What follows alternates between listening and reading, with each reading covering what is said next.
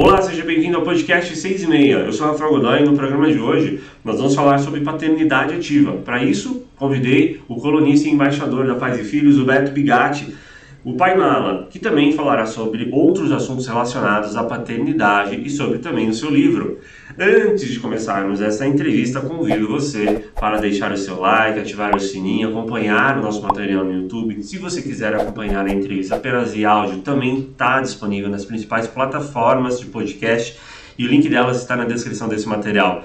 Então, sem mais delongas, com vocês, 18h30, Paternidade Ativa. Bom, primeiramente, muito obrigado por ter aceitado participar desse programa 18h30 Podcast. A ideia é trazer pessoas interessantes, com histórias interessantes, e aí trazemos hoje o pai Mala, o Beto, para falar sobre paternidade ativa. Muito obrigado, Beto, por ter aceitado esse convite. Imagina, um prazer. Sempre bom falar desse tema, né? É um tema que eu sou apaixonado, que na real, mais do que ser apaixonado, é o meu cotidiano, né? Então, ser pai é o que eu sou, assim, né? Além de outras coisas, mas a paternidade está premiando tudo. E muito bacana estar aqui, obrigado pelo convite. E quando o cara já abre dizendo que tem histórias interessantes, já fica meio nervoso, né? Tem que fazer a tua história ser interessante. Mas Mas, valeu, prazer estar aqui, mas Rafa. Roberto, a gente vai engatar na primeira já. Eu acho que, tipo, quando a gente fala de paternidade ativa, muita gente sabe, mas muita gente não sabe o que é paternidade ativa, né? Já ouviu falar, mas não sabe ah, de forma profunda. O que é paternidade ativa? Então, tem uma explicação mais teórica, assim, que eu não vou ficar aqui, porque eu não domino e porque eu acho que é melhor a gente ir para a vida prática, mas é um termo que tem sido usado nas últimas décadas, mais recentemente, na última década, um termo muito recente na bibliografia, e, na verdade, né, Rafa, nada mais é do que o homem fazer a sua obrigação. Mas, claro, ganhou um nome porque é diferente daquilo que a gente estava acostumado historicamente na história da humanidade e da participação do homem na criação de seus filhos. A paternidade ativa é aquele homem que exerce o seu papel de pai em todas as frentes possíveis. É o cara que não está como coadjuvante na criação dos filhos, ele não ajuda em casa, né? Um dos termos que tanto se fala. O pai não ajuda, o pai pega junto, o pai faz as coisas que um pai faz, que na verdade uma pessoa faz dentro de casa, né? Depois a gente pode evoluir essa conversa para questões como machismo e separação de tarefas de homem e de mulher, e entender que elas não existem, e que o que existe é o cuidado com a família, e nesse cuidado com a família, os homens de um tempo para cá têm encontrado essa possibilidade de exercer a sua paternidade de uma forma integral, ativa e né? Eu defendo, já vou falando então um pouquinho de mim, se me permite, eu defendo um tripé básico para sermos bons pais, que é afeto, presença e limite. E eu acho que a paternidade ativa contempla isso. A gente tem que ser afetuoso com nossos filhos, a gente tem que estar presente. Paternidade ativa e presença são quase sinônimos, porque eu não consigo ser um pai ativo à distância. Né? Eu preciso estar com meu filho nas N configurações possíveis de famílias que nós temos hoje, mas eu preciso estar presente, com tempos de qualidade e de quantidade, que é outra coisa que a gente pode depois. E o limite, que é a base da educação, ele tem que estar presente para a gente não criar uns monstrinhos, né? Então, Uhum. esse tripé, eu acho que esse tripé encaixa perfeitamente com esses conceitos da paternidade ativa. É, Em que momento você falou, eu quero ser um pai presente, eu quero fazer parte da vida do meu filho e não ser só um provedor, que é o que nossos pais eram, né? Tipo, ó, colocava comida em casa, enfim, mas pouco eram presentes, na verdade, né? Sabe que eu não sei se eu tive efetivamente uma virada de chave em que eu tive essa conversa comigo mesmo e disse que eu queria ser um pai presente, assim. Porque quando eu sonhava, ou quando eu imaginava que eu seria pai, eu imaginava isso, assim. Eu imaginava que o legal era estar com meu filho, era fazer coisas legais com ele, assim. Então, a minha fantasia de paternidade era essa, assim. era de poder estar junto nos bons momentos, não imaginava quais seriam os maus momentos, né? Porque, enfim, o cara mais novo, sem essa experiência da paternidade, não tem como adivinhar os perrengues que existem e que acontecem, mas eu sonhava com isso, assim. Talvez uma coisa que me remeta a essa, talvez uma mudança de pensamento, tenha sido a minha experiência com meu pai, que não era um pai tão presente, apesar de ser um pai muito afetuoso, muito carinhoso. Os meus pais se separaram quando eu tinha 5 anos. Não foi uma separação tranquila. Todo mundo sofreu, filhos sofreram, ele, minha mãe e meu pai também. E então aconteciam lá aquelas visitas semanais. Não era uma época de guarda compartilhada, então eu ia no final de semana para casa do meu pai, nem sempre. E quando eu ia, às vezes era um pouco tumultuado por conta desse casal que seguia brigando, né, enquanto enfrentava a sua separação. E aí, isso sim, Rafa, talvez essa seja uma coisa que impactou muito na minha paternidade, que é saber que eu não queria repetir essa história.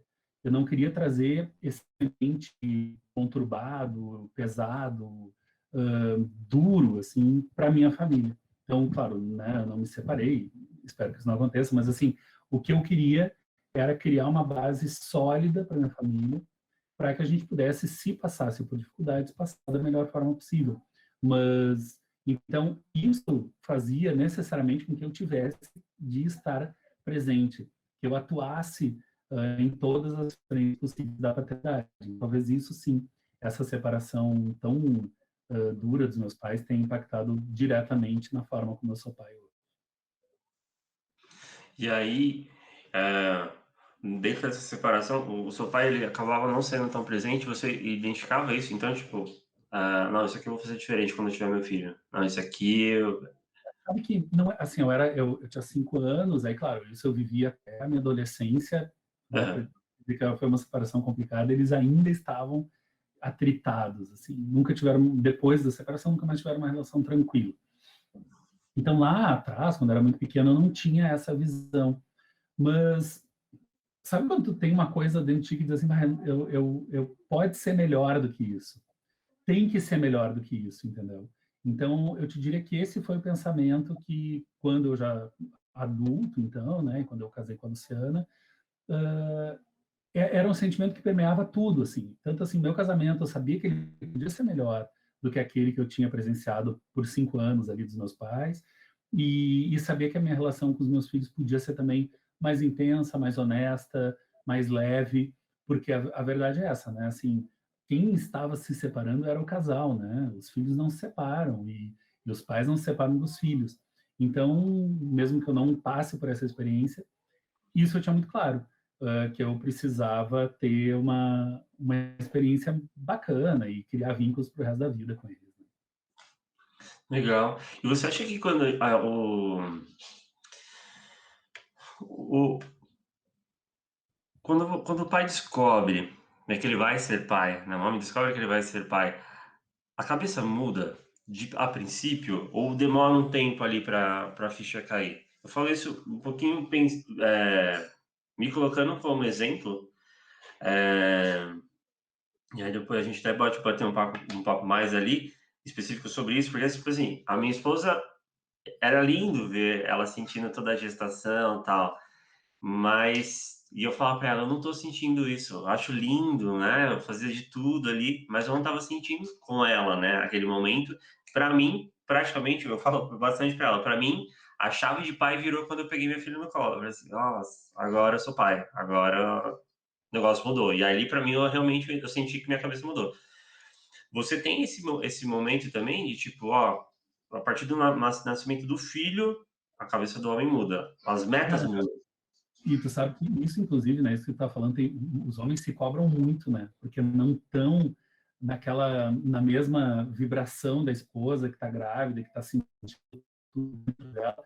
E até, Rafa, já ouvi de mulheres que também não estavam sentindo isso, apesar de estarem grávidas, e se sentem muito culpadas, porque tem toda essa construção de que a mulher engravidou e ela é feliz imediatamente a partir daquele momento, acha lindo enjoar, acha lindo todo, não conseguir respirar por causa daquele barrigão.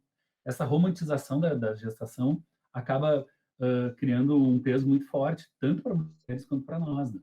Uhum. Eu te diria o seguinte, eu curti muito a gestação, curti a gravidez, contei história para barriga todas as noites, foi bacana, assim, eu curti muito. Mas senti real que tinha um serzinho que dependia de mim, que a coisa ia mudar de ponta cabeça, foi a partir do parto mesmo.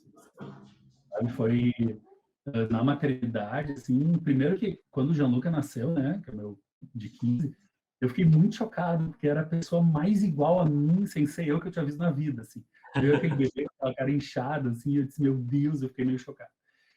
Mas esse choque, assim, ao mesmo tempo, foi, putz, esse ser aqui, que ele cabia na minha mão, ele depende de mim. E eu agora, primeiro, assim, a primeira coisa que me ocorreu foi assim, eu não posso morrer, sabe aquela coisa meio maluca, assim, não posso Uhum. morrer. Tchê, agora eu vou ter que ser perfeito em tudo, porque eu preciso, e aí sim vem essa coisa toda assim, eu preciso não ser como meus pais foram, eu preciso fazer diferente, e aí é meio louco. Então, assim, sim, teve essa, essa, cair a ficha literalmente foi quando ele nasce, assim, né? Eu fui vibrando antes, curtindo antes, mas quando tu tem que trocar da primeira fralda, do primeiro banho, pegar no colo, aí a coisa começa a mudar de figura. Muda completamente, né? Muda, né? Muda. Você acha que, tipo,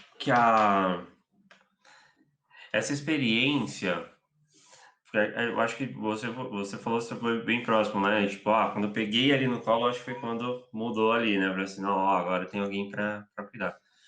Você acha que, tipo, em alguns casos, no caso como a gente falou, houve ali só o momento de pegar a criança no colo e sentir isso. Mas tem alguns relatos também de homens que engravidam junto, né? Que Sim. sentem enjoos e sentem todos aqueles processos também. Você acha, você já viu relatos assim? Cara, já vi, assim, por exemplo, tem relatos muito próximos de que o homem sabia que a mulher estava grávida antes dela saber.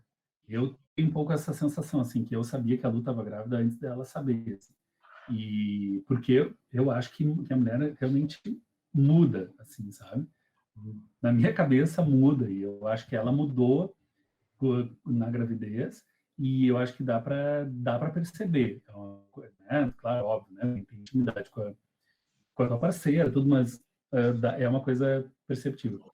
Eu não passei por esse processo de enjoos e tudo isso, não. Mas no puerpério, a própria pediatra ela dizia que eu estava muito mais puérpere do que a Lu estava, assim. Eu estava assim, cara, eu chorava todos os dias. Todos os dias, no fim do dia, eu chorava, assim. E me olhando a pediatra dizendo, bah, Alberto, tu tá muito mais no puerpério do que a Luciana. E eu acho que é um misto disso, assim, né? Acho que tem tudo a ver com a pergunta anterior. Era a ficha caindo a cada dia, né? A cada dia um pouco mais eu entendendo aquilo que estava acontecendo comigo. E tem uma coisa, né, Rafa? Não sei se todo mundo sabe, assim, mas eu tenho uma deficiência física, né, Rafa? Eu não tenho a mão direita. Então, esse momento do filho concreto ali no meu colo, na minha mão, também tinha todo um significado muito especial para mim, que era que era eu vencendo o meu medo de não conseguir, por exemplo, pegar meu filho no colo direito, ou não conseguir dar um banho nele por conta da minha deficiência. Então ainda tinha isso tudo também, sabe? Era uma coisa muito peculiar minha, de um momento muito pessoal, eu entendendo que eu era capaz, entendeu? Eu era capaz de ser pai. Eu já tinha gerado uma criança, mas eu era gerar não é ser pai, né? Ser pai é aquilo que acontece a partir do momento que o filho está contigo. E, Uhum. e aí então tinha isso para mim também, que foi um divisor de águas fundamental na minha vida, que é quando eu entendo que sim, eu posso ser pai apesar de não ter uma mão. É esse elemento surpresa para mim também que contou muito. E aí, tipo, acho que aí tá até na próxima pergunta. Ser pai, ele é uma escolha, né? Porque você pode ser apenas a pessoa ali que vai colocar dinheiro em casa, ou apenas que fez, né, o filho, ou você pode escolher ser o pai, né, ser estar presente, fazer a sua parte ali, né, de trocar fralda, limpar, de enfim, dar banho, enfim. Eu acho que é uma opção, né, você pode escolher isso, né. Sabe que tem uma com certeza. Tem uma frase de um texto que eu escrevi há, sei lá, 2, 3 anos atrás, e eu gostei muito dela, e eu repito ela sempre que eu posso, que diz o seguinte, que a gente tem que adotar os nossos filhos diariamente, inclusive os biológicos, né? A gente precisa, a cada dia, se declarar pai de novo, aceitar esse filho de novo, querer esse filho de novo. Isso é o que tu está me dizendo. Isso é escolher ser pai.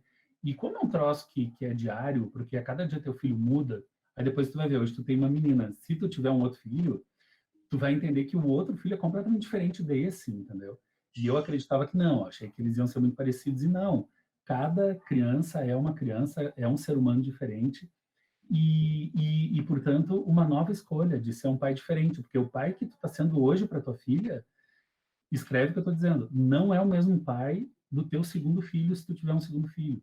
Assim como eu não pude ser o mesmo filho para um e para outro. E hoje isso é muito louco, né? Eu já volto lá para a tua pergunta, mas isso é muito louco, porque às vezes tu tá com os teus dois filhos na sala e para a mesma situação tu tem que dizer não para um e sim para outro.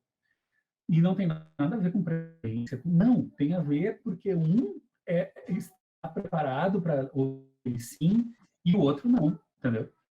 Uhum. Então, a gente tem que fazer essa equalização o tempo inteiro, quem tem mais de um filho. Eu falo porque eu tenho dois, né? Fico imaginando quem tem três, quatro, cinco, a loucura que não é, né?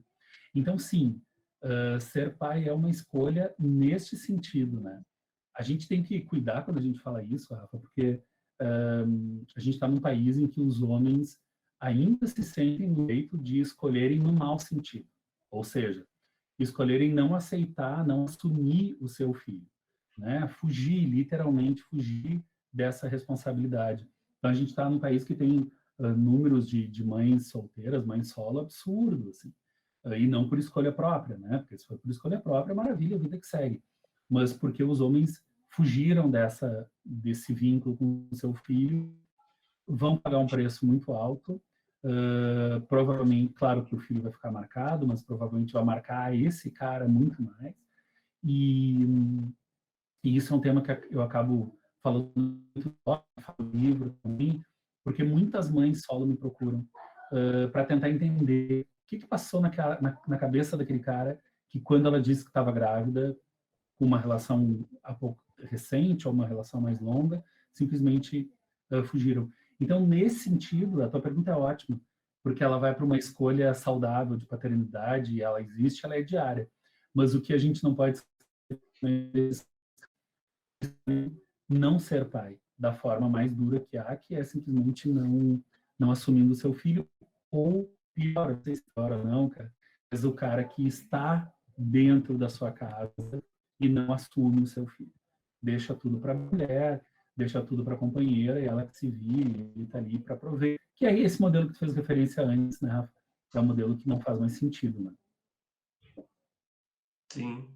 E você acha que o Brasil ele ajuda, né, o sistema brasileiro, ele ajuda meio que o homem a meio que deixar o cuidado do filho só com a esposa?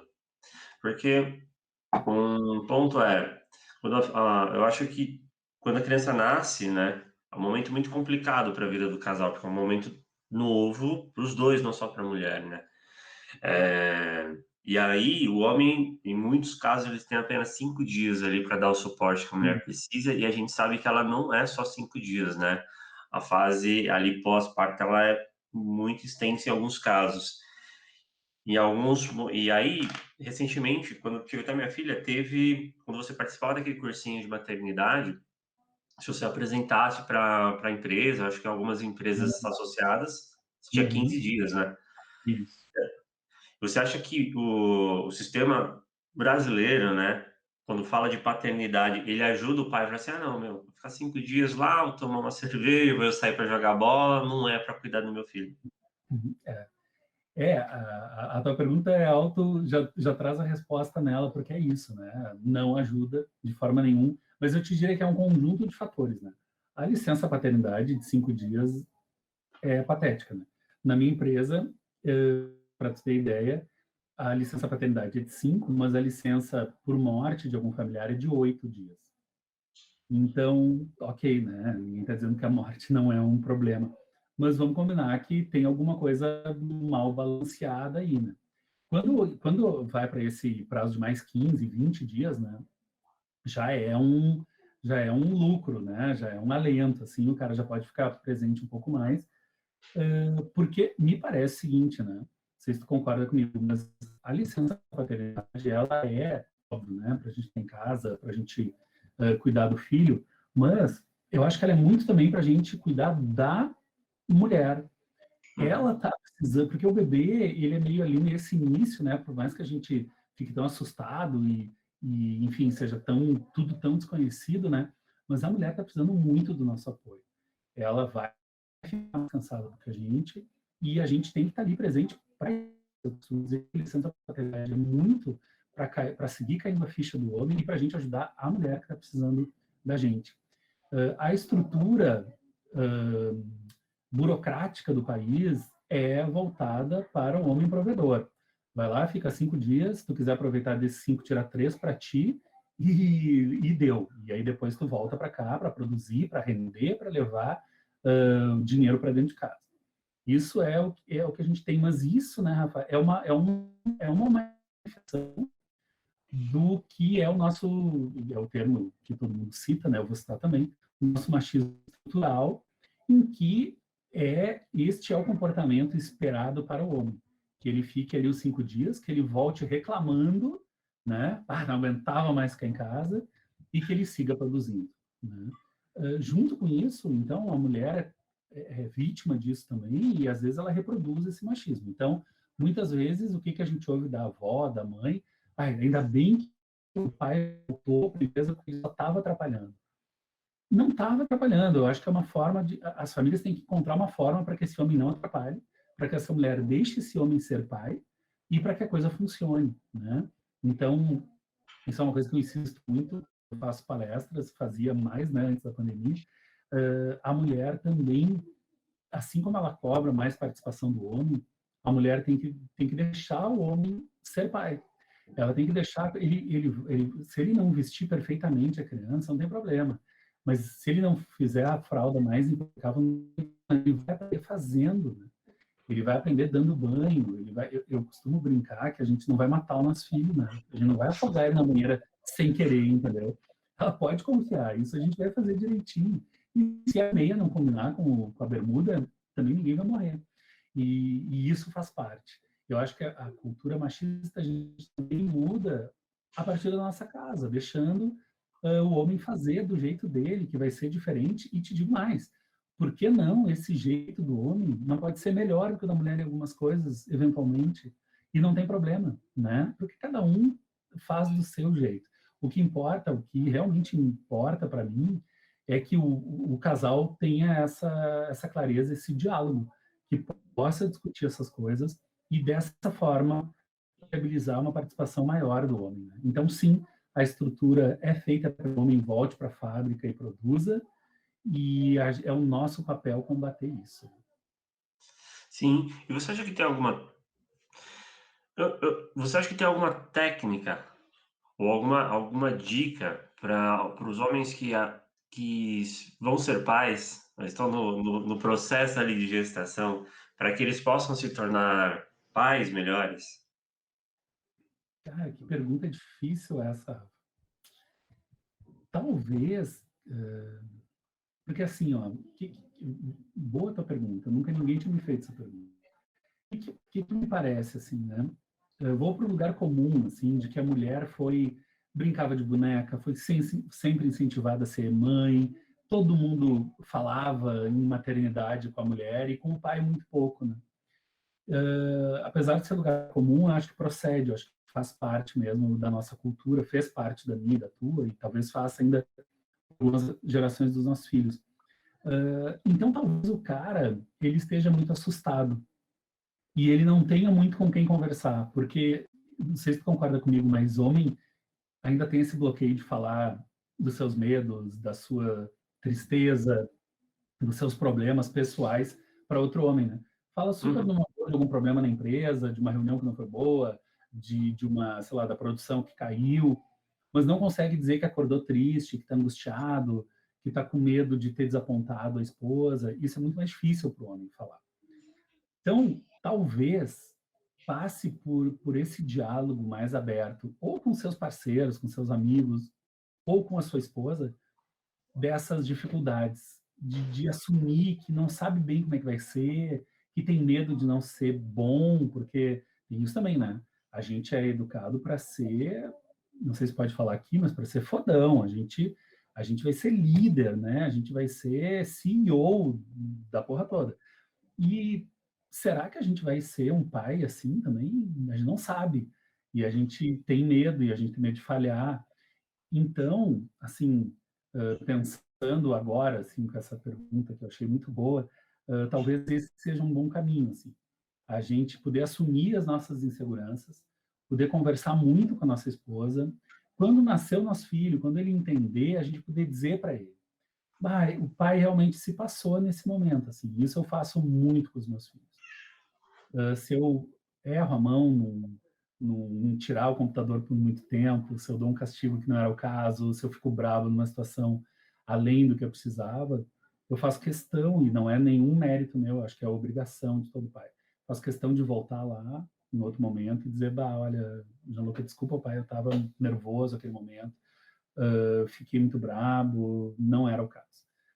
Então, acho que é isso. Talvez para a gente ser um bom pai, para a gente ser um pai atuante e fazer diferença na vida dos filhos, talvez a gente precise se abrir mais para o diálogo com todo mundo que está ali ao nosso redor e que, no fim, que é o nosso bem também. Não sei se era, assim, a dica que tu imaginava, mas é o que me ocorreu agora. Não, mas é, né, porque, ah, eu falava muito com a minha esposa, né, tipo, eu não sei como ser pai. A gente não sabe, a gente tem referência, né, mas a gente e agora, né? E agora na prática? E talvez, né, elas também não saibam como ser mães, né? É. Talvez, cara, a grande sacada disso tudo é que, assim, para tudo a gente precisa estudar, fazer prova, se preparar, né? E muita gente não se prepara para ser pai e mãe. Tem muita gente, ou por condições financeiras, falta de acesso, ou por simples desinteresse, não estuda nada, né? Se tu tá aqui me entrevistando com esse podcast, preocupado com a educação dos filhos, é óbvio que tu fez tua lição de casa o melhor que tu pode fazer naquele momento. Eu li também alguns livros, ouvi a pediatra, ouvi a obstetra, segui recomendações, fui atrás, né? Talvez isso seja um capítulo muito importante, não fundamental, né? Por isso que fazer um merchan aqui agora, por isso que a minha coluna lá na Pais e Filhos é fora dos manuais. Porque sim, tem muita coisa nos manuais, mas tem muita coisa que está fora dos manuais. O teu programa aqui, esse podcast, ele entrega muito desse conteúdo que está fora dos manuais, que é a partir da experiência de cada um de nós, porque ela conta muito, entendeu? Para cada um vai ser de um jeito, mas essa conversa produtiva sobre paternidade e maternidade faz muita diferença, porque é muito diferente daquelas pessoas que, quando tu diz assim, vou ser pai, te dizem, bah, dorme porque tu nunca mais vai dormir. É um horror, quando chegar nos 2 anos vai ser horrível. Te prepara. Meu Deus, como assim? Tia, eu tô feliz que eu vou ser pai, tu tá me dizendo que vai ser um inferno. Então, né, as pessoas, o ser humano tem disso, né? Então, eu acho que isso tudo, esse conjunto de informações faz a diferença, é importante para a gente lidar com a paternidade. Acho que você falou bem, eu lembro quando eu falei assim: "Eu vou ser pai", você falaram exatamente isso: "Então dorme, você não vai mais dormir, né, É, tipo, você vai ter que trabalhar o dobro", né, então cara, né? E te prepara, aquele tipo, e isso agora sim, né? Se tu é pai de menina, ainda tem um monte de horrores que falam para pai de menina, né? E então, tia, tá na hora de acabar isso. tá mesmo. Roberto, e o seu livro? O que que você traz no seu livro? Então, o meu livro, o título já entrega um pouco, né? São relatos sinceros de afeto, vínculos e imperfeições que não estão nos manuais. eu trago a minha experiência, Rafa. É um livro que conta a partir de coisas que aconteceram comigo, traz reflexões para que possa ser legal para ti, né? Então eu parto da minha experiência, das coisas que eu vivi, na verdade nem é da minha experiência, mas das coisas que eu vivi como pai, tentando trazer um pouquinho de afeto para as pessoas, né? Então, ali tem um pouquinho de tudo que eu já passei, tem alguns textos já, vários já estão publicados, outros são inéditos, reunidos de uma forma diferente, trabalhei de uma forma diferente os textos, justamente para, no livro, eles têm uma experiência diferente, uma conversa com o leitor, nessa minha expectativa de mostrar o poder transformador da paternidade. Então, eu repito muito esse termo, porque eu acredito muito nele.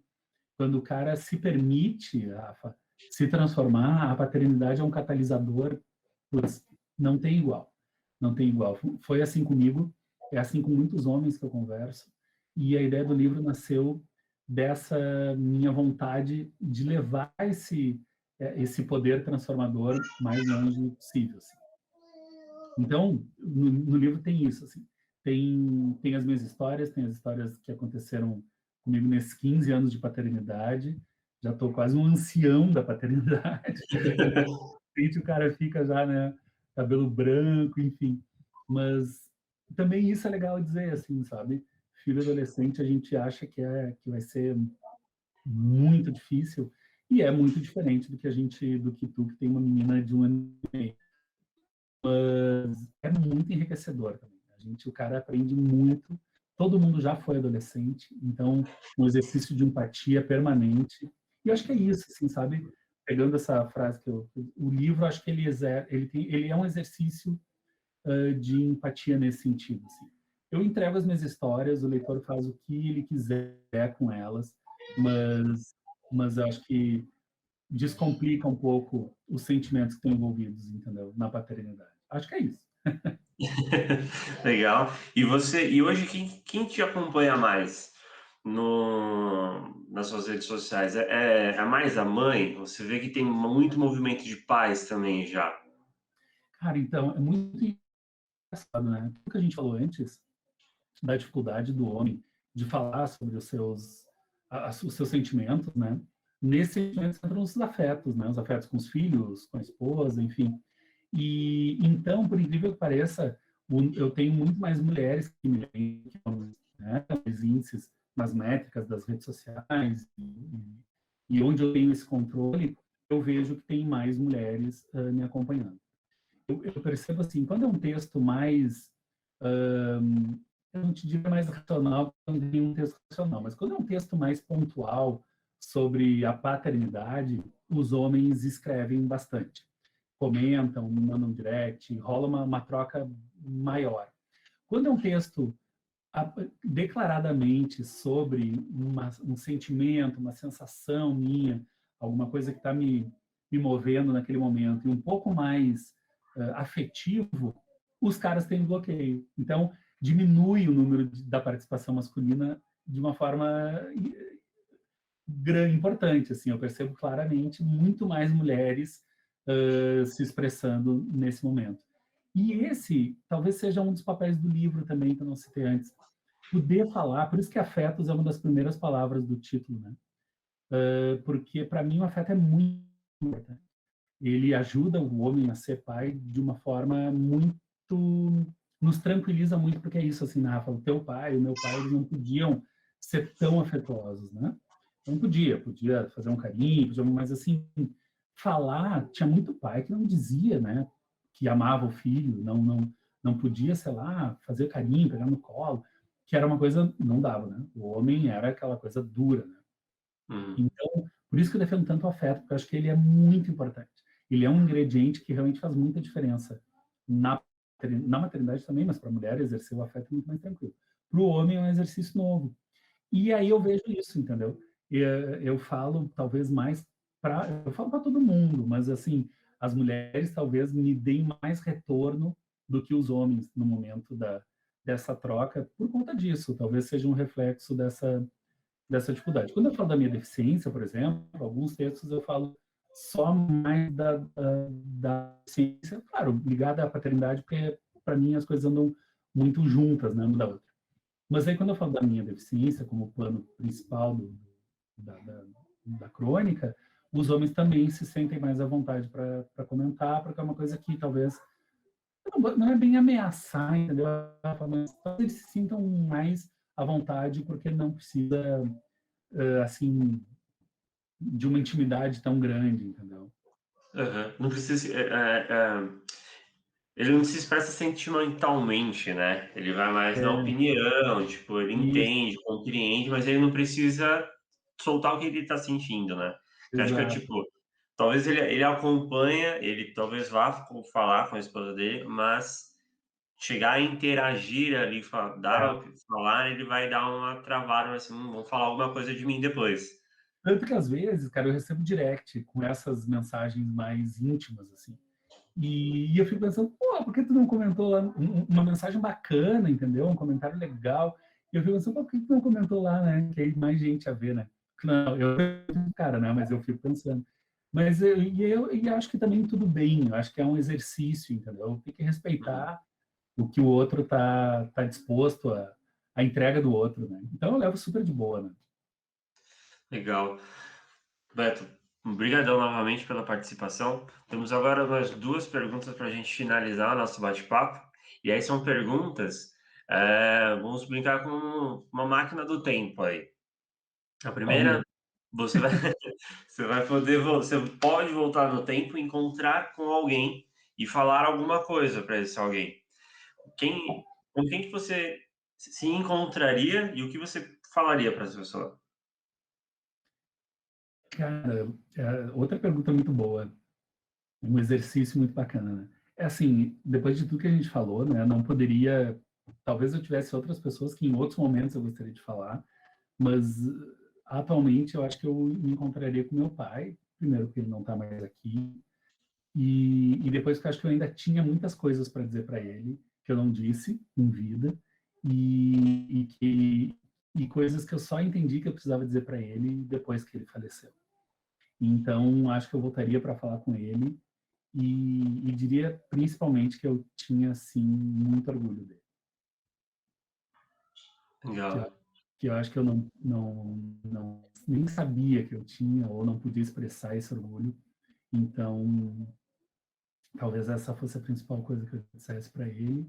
E que no fim das contas eu acabei ficando muito parecido com ele. Né? Então, é uma coisa que me enche de orgulho também. Eu acho que seria Que isso. bom.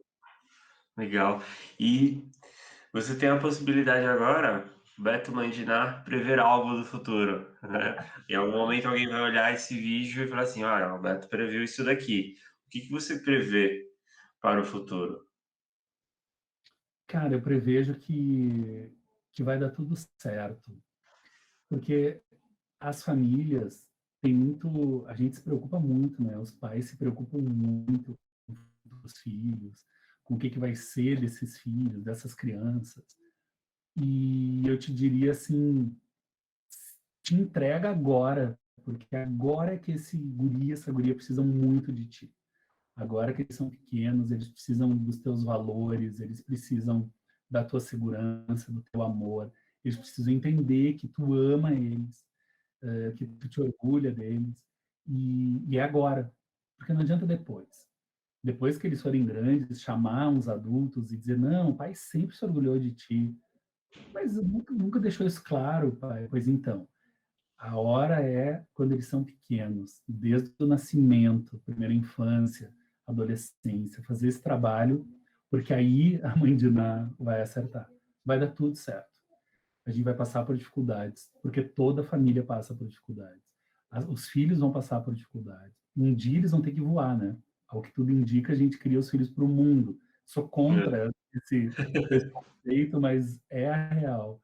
E então, se a gente fizer, Rafa, bem feito nosso trabalho aqui no início, essa frase vai fazer sentido, vai dar tudo certo.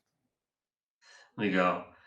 Beto, brigadão novamente pela participação. Foi um prazerzaço falar sobre paternidade com você.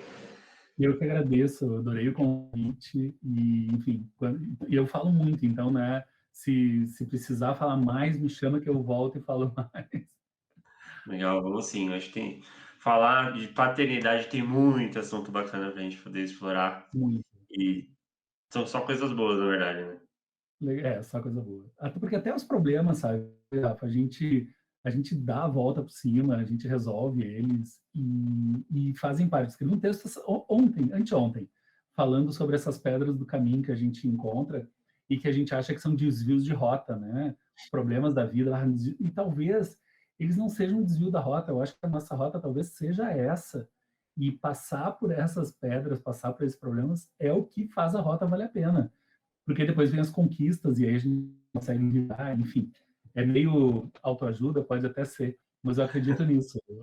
Eu acho que as dificuldades fazem parte da paternidade, da maternidade, e é com elas que a gente aprende, que a gente cresce e que a gente faz os nossos filhos crescerem também.